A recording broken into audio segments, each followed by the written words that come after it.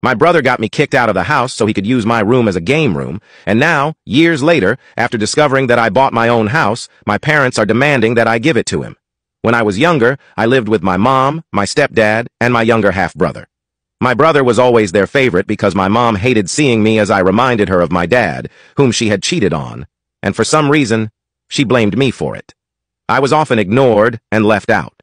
For years, I tried to ignore this and get by. But the situation became unbearable when I was about 14 years old. My brother was spoiled and always got what he wanted. He was really into video games, and over time, he started complaining that the house didn't have enough space for him to have his own game room, something he had seen somewhere and now wanted. My parents then started hinting that I should leave the house so my brother could use my room as his game room.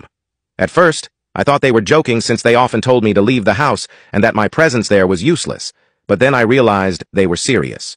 They began pressuring me to leave, saying that I was practically an adult, and it was time to move on.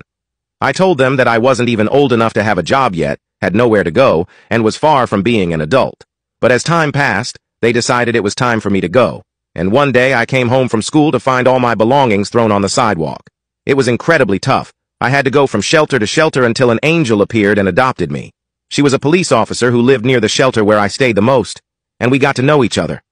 A few months later, she took me to live with her and eventually adopted me. Honestly, if it weren't for her, I don't know how I would have managed to move forward. Years went by and I did my best to move on. I worked hard, studied, and saved enough money to buy my own house with my own business.